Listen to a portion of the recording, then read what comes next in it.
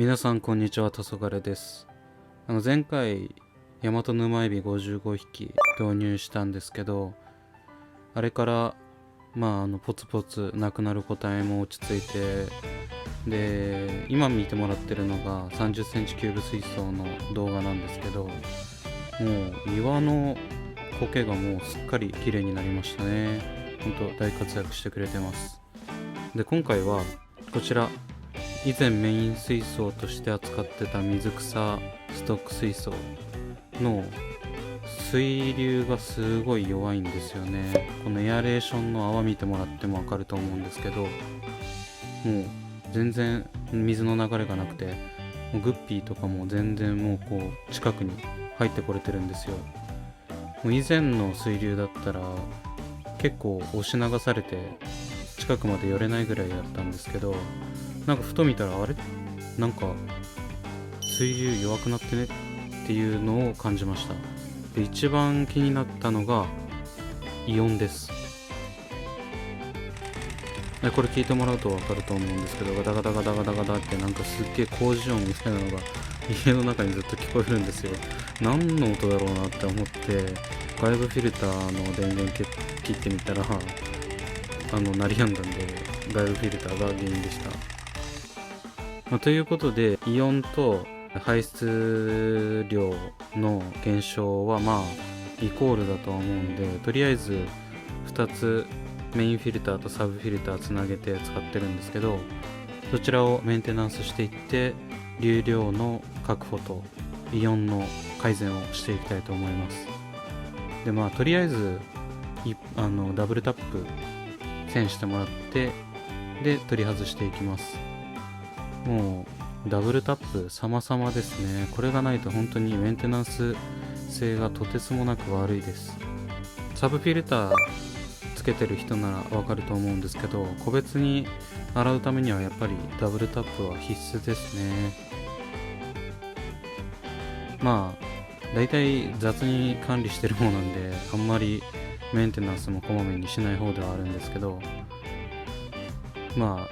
結構このメインフィルターとサブフィルターをつけるのにこの5ヶ月ぐらいのアクアリウム生活でとてつもなく苦労したんで、外部フィルターのメンテナンス自体は慣れてる方かなと思います。何の自信かわかんないですけど、ただこの僕アクアリウムしてるスペースが限られてるんで、とてつもなく劣悪な作業スペースなんですよ。こんな感じで手伸ばしてギリギリのところで取ってって感じで、もう力入れないと外れないんで、本当はもっとゆったりとしたところでしたいんですけど、引っ越しするまでは我慢ですね。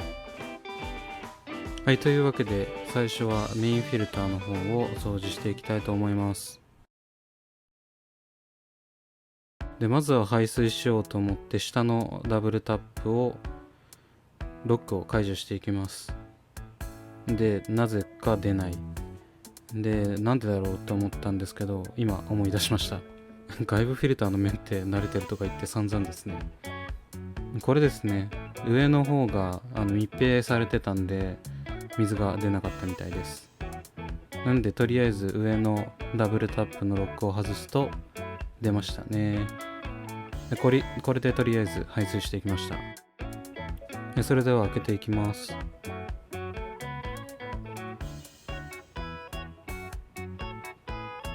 い、露材コンテナの蓋が見えると思うんですけど、露材コンテナは露材の容量が少なくなるんで上の蓋だけ使ってます。それでは中身を確認していきたいと思います。ウールマットはそんなに汚れてはないですね。メインの方は生物ろ過中心にしてるんで、大体のゴミはサブフィルターの物理ろ過でこし取ってます。でこちらにはもう残ってるサブストラットプロをリジギチに入れてます。でその間にですね、リバースのグレインソフトだったかな、あれの使い古しを入れてるんですよ。なんか吸着の効果が切れた後も生物ろ過として使えるってことでかさ増して入れてました。あ、出てきましたね。これです。新しく一つ購入して、もう一つのはもう何ヶ月かな、2ヶ月か3ヶ月ぐらい使ってるやつです。ですいません、ここピント合ってなくて見づらいんですけど、ここで重大なことに気づいてます。これろ材の袋が破けてて、中の小さな砂みたいなろ材が飛び出してます。多分これがイオンの原因なんじゃないかなと思いました。もう一つの方もやばかったんで、とりあえず取り出してこの砂利だらけのサブストラットを洗う羽目になりました。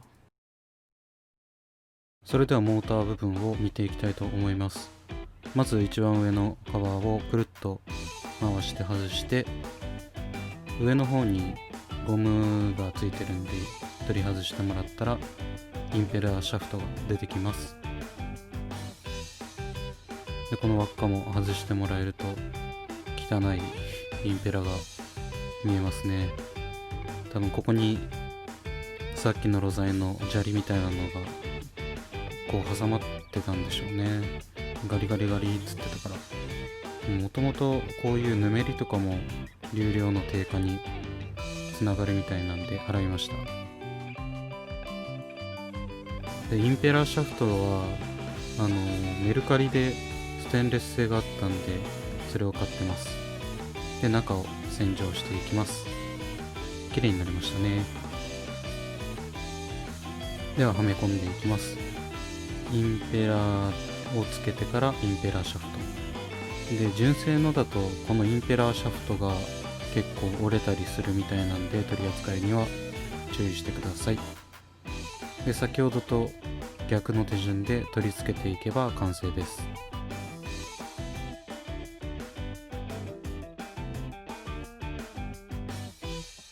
では流量の確認をしていきます。モーターヘッド部分を水に浸からせて運転させるとこういう風に水が出てるか確認できます。これ水没させてもいいみたいです。でさっき洗ってきたサブストラットプロを入れていきます。いや結構大変でしたね、これ全部洗うの。まあしょうがないです。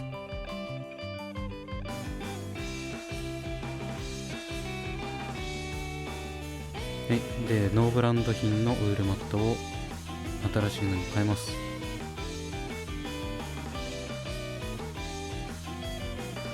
で上に自作の鉢底ネットと猫横マットで作ったやつを置いていきます。でモーターヘッドを取り付けていくんですけど、ここのダブルタップが閉まってると圧が抜けなくてめちゃくちゃ硬いんで、しっかり外すようにしてください。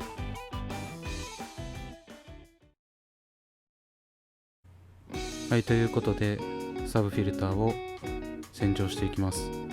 多分この中にはいっぱい生態が入ってるんじゃないかなと思います。でいきなり出てきましたね。なんか泳いでますね。はい、ではモーターヘッドを外していきます。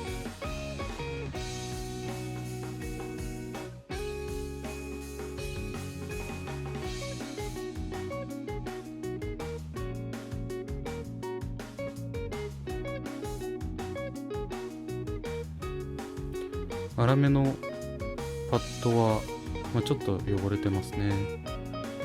で一回水で洗い流します。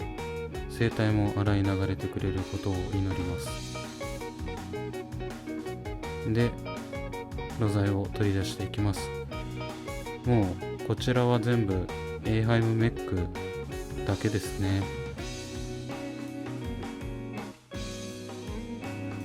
で素手で取り出したエイハイムメックの中にもいっぱい南沼エビのちっちゃいやつが結構いっぱいいたんで救出してます。これ映像見ててイライラするぐらい下手くそですね。で残りのフィルターの水を流していきます。大量ですね。いっぱい動いてますね。全部南沼エビ。一個一個エーハイムエッグ取っていきます。で、全部洗った分はまた同じように再度フィルターの中に入れていきます。で、洗った粗めフィルターと素材の固定板を入れて蓋をします。で、結果グッピーが3匹ぐらいと南沼エビがここに映っている以外にもまだいるんで、あらかた数えてみたんですけど100匹以上いました。すごいですよね。こんなにいるんだってびっくりしました。水槽の環境大丈夫なんですかね。はい、では再度組み立てていきます。最初は給水側のところにサブフィルターを取り付けて、で今度はメインフィルターの方にサブフィルターをつなげていきます。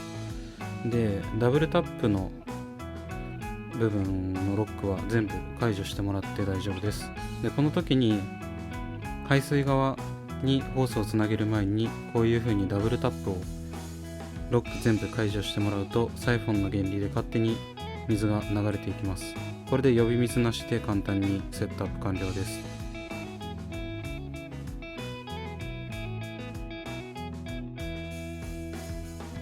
それでは電源入れていきたいと思います。いい感じに出てきました。最初はエアガミするんでこんな感じで泡出てくると思うんですけど、しばらくすると収まると思います。一応流量を確認するために一回エアレーションをオンにします。はい、出てきました。本来はこれぐらい出ないといけないんで、いかにさっきの流量が低下しているのかが分かりますね。で、フィルター内に吸い込まれてた南沼エビとグッピーはまた水槽にリリースします。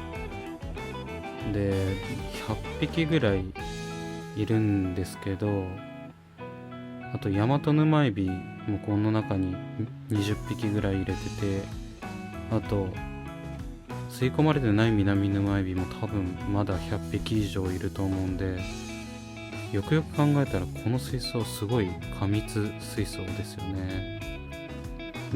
ヤマトヌマエビ導入したおかげで今まで困ってた糸状の苔も見当たらなくなって、とても今のところバランスはいいのかなと思います。